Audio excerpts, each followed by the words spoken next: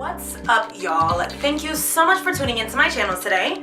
And if you haven't already, go ahead and hit that subscribe button below so you are notified of all my new uploads. As y'all have read in the title, today in this video, I'm going to be giving you guys tips and advice on how to go natural. This is one of my most frequent asked questions. So I definitely felt it was necessary that I went ahead and created this video for anybody that's newly natural or thinking about starting a natural hair journey. Now, just to make sure I'm clear, this is going to be strictly tips and advice on how to go natural. I'm not going to be going into detail about my personal natural hair journey, such as like why I went natural and things of that nature. I'm going to be saving that for a different video later on down the road.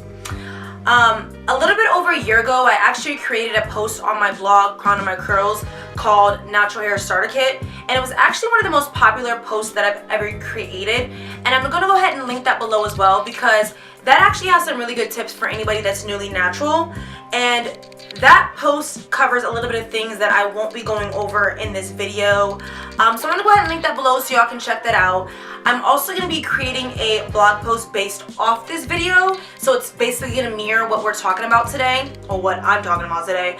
I'm going to go ahead and link that below as well so y'all can check that out, just in case maybe y'all want to read it or share it with your friends, okay?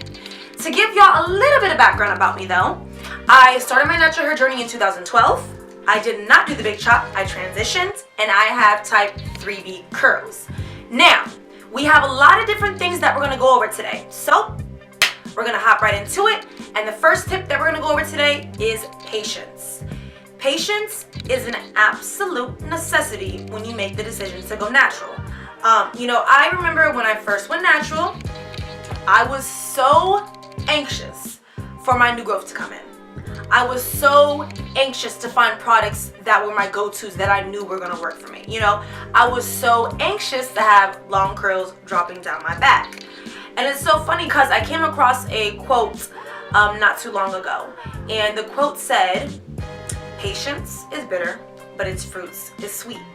And I felt that it applied so much to this tip because I've been there, I've done that, you guys. And I know when you first go natural, there's going to be so many times that you question your decision. Like, yo, is this natural hair journey really for me? Because it feels like I'm never seeing no new hair growing. Like, it feels like I'm never going to find a product that works out for me. But I've gone through that trial and error. I've gone through that bitter side of being natural. And that's why I can so confidently sit here today and tell y'all, be patient, because guess what? This day to day, I am reaping the sweet benefits of going natural.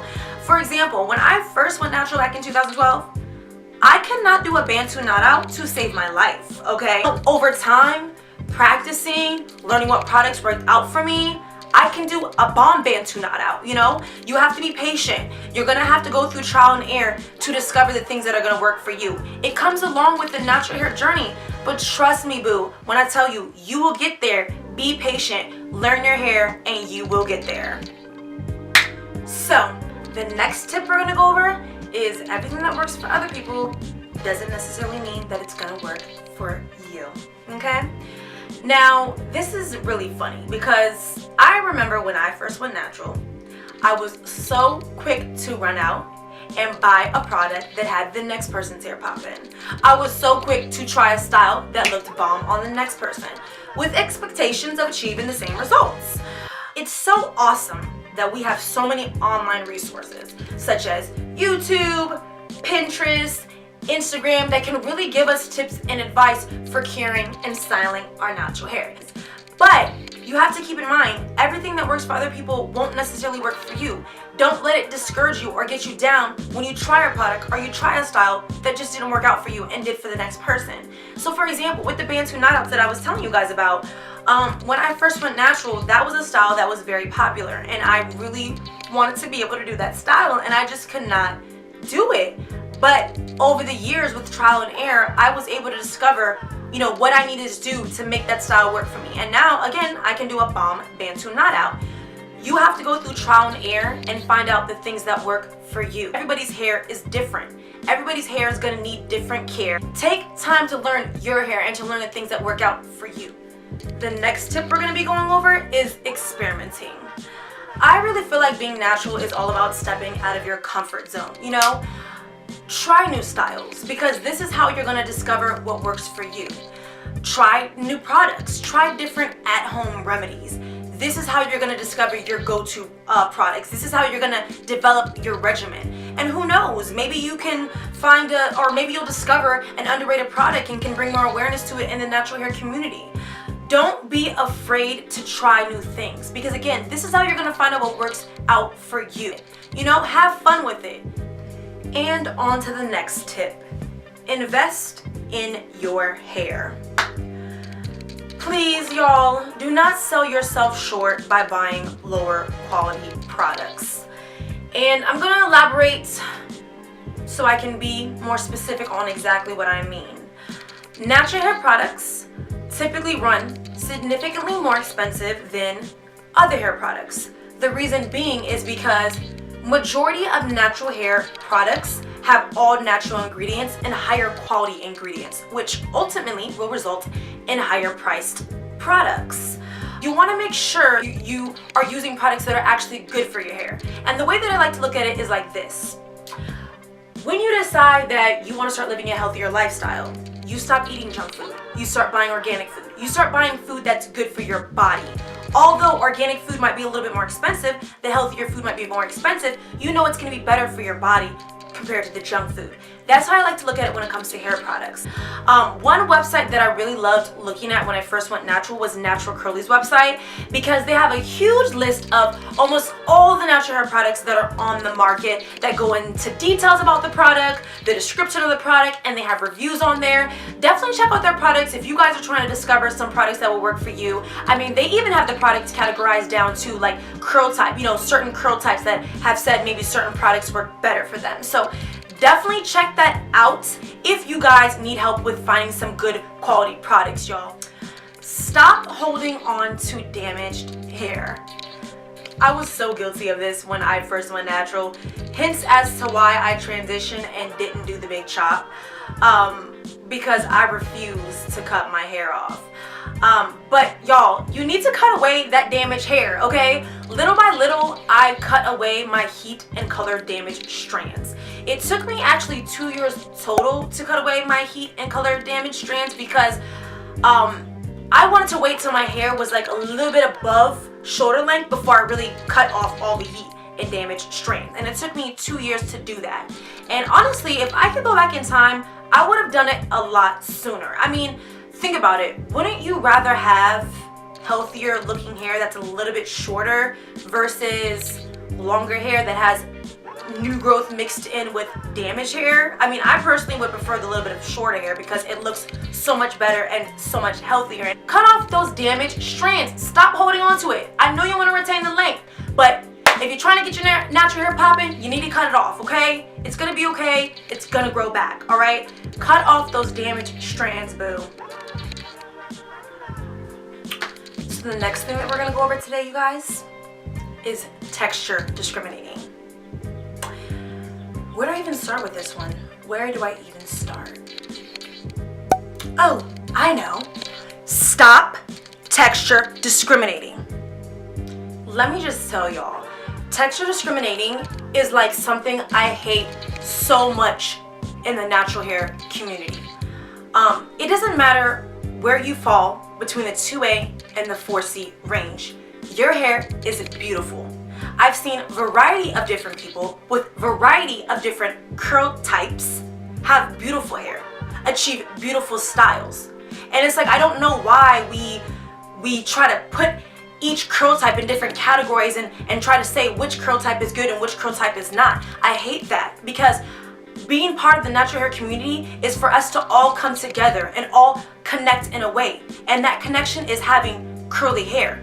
I've yet to come across a style that's universal to one curl type. Majority of natural hair products are universal to all curl types. We have to really break this way of thinking and stop trying to put certain people in a box based off their curl type. Everybody's hair is beautiful. And that's one reason why I became a part of this community, because I wanted to be part of a community where everyone that shared the same interests came together and uplifted each other. You know, celebrated having natural hair, celebrated having curly hair. We have to really make an effort to break this way of thinking. And remember, it starts with you. It starts with you, your thoughts, the way that you carry yourself on social media, and the way that you present yourself to other people. Let everyone know that their hair is beautiful. Minimize heat. One of the best parts of being natural is the versatility. So I know saying don't do any heat on your hair at all is inevitable, but I definitely recommend if you are going to put heat on your hair, you take the proper precautions to prevent damage. For example, like a spray leave-in protectant that's made for heat, like a serum that's made specific for heat. Make sure you use those type of things to prevent damage to your hair. I definitely don't think there's anything wrong with blow drying your hair, but I do think straightening your hair is much more direct heat, so that could cause a lot more damage. So I would recommend that you minimize straightening your hair to a few times a year.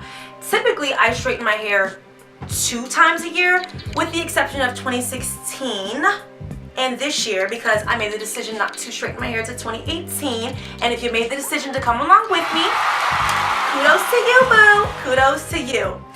Anyway, back to what I was saying. Minimize heat to a few times a year, because I'm sure the whole reason you decided to go natural, probably the reason you're even viewing this video, is because you've experienced what heat can do to your hair, how it can damage your hair. And not only that, people fail to realize when you straighten your hair all the time, you will keep training your strands, where basically, although you didn't relax it, because you've straightened your hair so much, even when you wash your hair, your curl is not going to form back to the way that it was before you straightened it. Plus, if you made the decision to go natural, you need to be rocking that natural hair anyway though, boo. So straighten it 2 times a year and make that the max, okay? Be careful when it comes to coloring your hair. I know it's so nice to switch things up sometimes and color your hair, but coloring your hair can lead to lots of damage, breakage, dryness, frizz. So be extra careful when it comes to coloring your hair. I do recommend, if you are going to color your hair, to avoid using bleach, because it has things in it such as ammonia, which can lead to a lot of damage. Now, typically you have to use bleach when you are doing lighter colors, so I would recommend that you stick to darker shades which don't require bleach. But it is your hair, do what you want to do with it. Another recommendation that I would have is, if you don't know what you're doing, go see a professional, okay? Don't risk messing up your hair because you want to save a little bit of money and do it yourself. I've seen a lot of girls in the natural hair community color their hair themselves, and it comes out beautiful. So if you're going to think about doing it yourself, do a little bit of research on YouTube if you really don't know what you're doing. Find some things online that are going to give you some tips and advice on coloring your hair yourself, if that's the route that you really want to go, or go to a professional. Make sure if you do color your hair, you invest in products that are specifically designed for color treated hair, like color treated deep conditioners, color treated moisturizers made for color treated hair, so you can make sure that you take the proper precautions to prevent damage from occurring to your hair. Last time I colored my hair, I think it was about 2014, about 2 years ago. 2 to 3 years ago, I colored my hair, and as y'all can see, it's almost grown out. And it's so crazy because although my hair is very, very healthy, I can tell a difference between my natural color tone hair and my heat strand hair. I can tell how different, those two textures are just based off me coloring my hair. Although my hair is very healthy, I do sometimes have to give extra TLC to those areas that have color, that have been color treated. So just make sure you take the proper precautions to care for your hair when you decide to color treat it. Deep conditioning is an absolute essential when going natural. I personally recommend that you deep condition at least once a week. I deep condition at least once a week. Deep conditioning is a critical part of my hair regimen and a major part of how I keep my curls healthy. Deep conditioning helps with restoring moisture, it helps with manageability, and it also helps with preventing future damage such as breakage. Some of my favorite deep conditioners that I've started using back in 2012 when I went natural, and that are still with me to this day, is Shea Moisture's Raw Shea Butter Deep Treatment Mask, one of my absolute favorites. Alpha G Keratin 2-Minute Reconstructor. One and Only's Argan Oil Deep Treatment Restorative Mask. And Beautiful Textures Rubber Repair Deep Conditioner. And I'm going to go ahead and link all these below so y'all can go ahead and check these out. I use a lot of other deep conditioners, but these 4 deep conditioners that I've showed you are ones that I've used since first going natural in 2012, and they're still with me to this day. Invest in some good quality deep conditioners to help with maintaining the health of your hair. And the last tip that we're going to be going over today is a essential oil blend. An essential oil blend is a vital part of my hair regimen.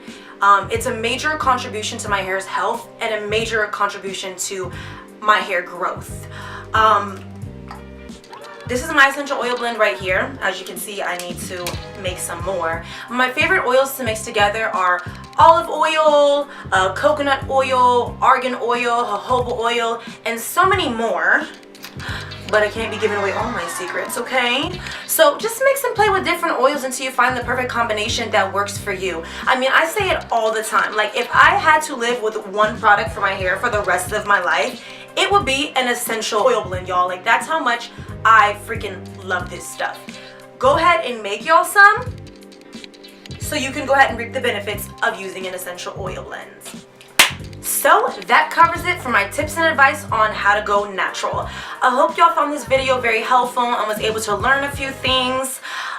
You know, I want y'all to keep in mind as you embark on your natural hair journey, your hair is going to always go through changes. And sometimes when these changes take place, you might have to switch up certain things. You know, your regimen, certain styles you did. For example, when I first went natural, a lot of products I use in a lot of styles I even did, I don't do anymore because my hair is completely different now than it was when I first went natural. When I first went natural, I had a lot of heat and color damaged strands mixed in with the new growth. So, you know, my hair was completely different. But as my hair changed, I also changed up my products, and that's completely okay because it comes along with the natural hair journey. You're going to go through a lot of ups, you're going to go through a lot of downs, you're going to go through a lot of trial and error. These are the things that make the natural hair journey so complex. But I'm telling y'all, hang in there, be patient, learn your hair, and you will reap the sweet benefits and rewards of going natural, okay? Now, if y'all was feeling this video, make sure you give me a thumbs up, okay? If you didn't already, subscribe. And share this video, y'all, with someone that could really find it helpful. You know, share it with your friends, anybody that you might know that's going natural and you think would benefit from this video. Thank you so much for taking the time to watch my video today. I really do appreciate it, and I will see y'all in the next video. Bye.